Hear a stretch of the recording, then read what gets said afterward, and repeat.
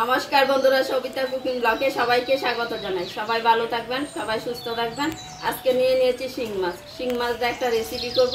ফার্স্টটা থেকে লাস্ট পর্যন্ত ভিডিওটা দেখবেন আমি কিভাবে রান্নাটা করব। এখন আমি শিং মাছটা কেটে নিব ভালো করে।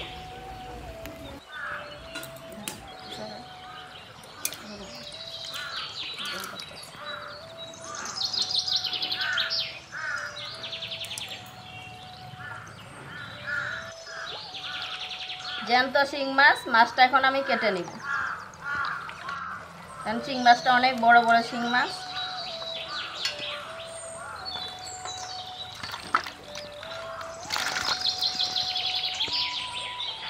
শিং মাছের যেরকম করে মাথাটাকে একটা বাড়ি দিয়ে দিব, নাহলে যে কাঁটাটা লাগলে অনেক ব্যথা করবে।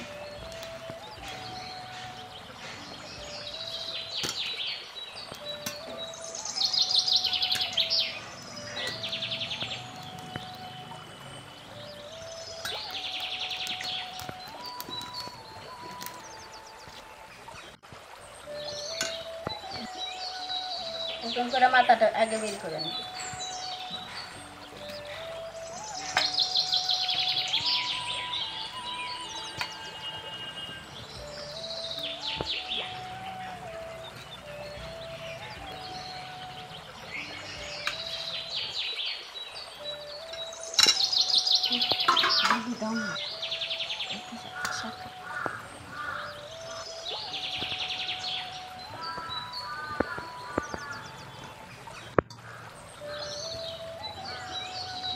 শিং মাছটাতে অনেক তেলও হয়েছে, অনেক ডিমও হয়েছে। ডিমটা যে এরকম করে টিপে বের করে নিই।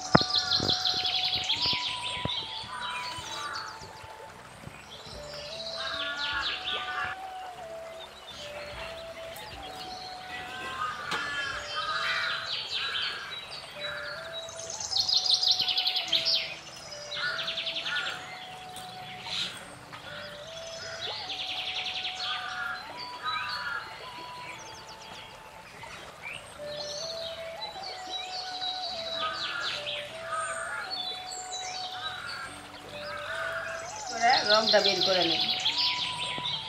শিং মাছের তো রগ খায় না, তার জন্য রগটা বের করে নেব।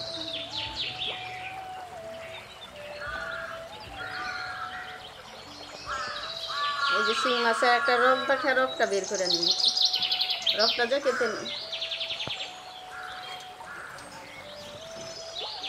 মানে ওই পাশাটাও বের করে নিই। কত বড় মাছের রগটা, এগুলি রগ যে কেটে নিই।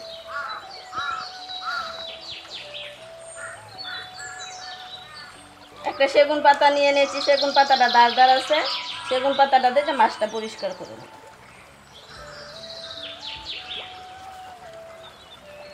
মাছটা পরিষ্কার হয়ে গেছে। মাছটা কালো।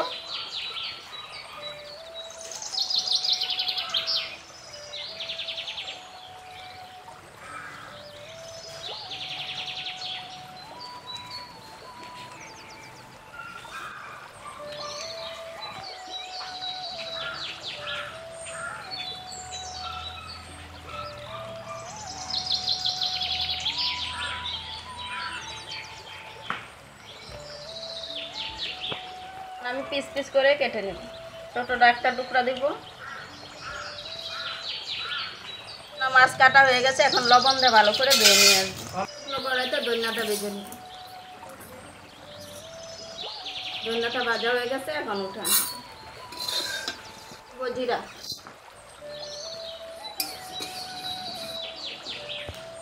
ভাজা হয়ে গেছে, এখন উঠান এর জন্য তেল দিয়ে দিব।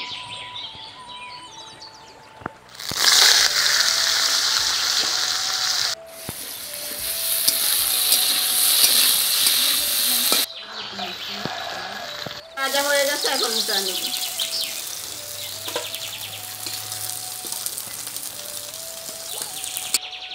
এখন দিয়ে দেবো সরষের তেল।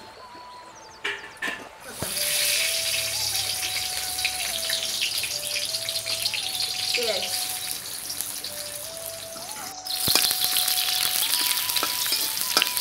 ভালো করে ভাজা হয়ে গেছে। আলুটা আগেই সিদ্ধ করে তুলে নিয়েছিলাম, এখন দিয়ে দিব।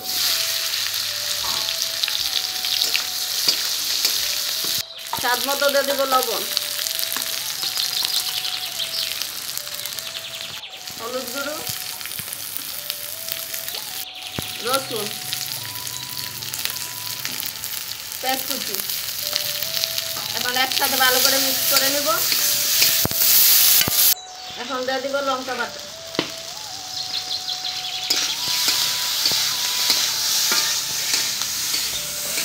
আদা বাটা। ভালো করে ভাজা হয়ে গেছে, এখন দিয়ে দিব জল। ভেজে রাখা মাছটাও দিয়ে দিব। এখন দিয়ে দিব জিরা বাটা। জিরাটা তো আগে ভেজে রেখে দিয়েছি, এখন জাল উঠেছে তার জন্য জিরাটা এখন দিয়ে দিয়েছি। এখন দিয়ে দিব ধনিয়া বাটা। শিং মাছের ঝোলটা হয়ে গেছে, এখন নামিয়ে নেব।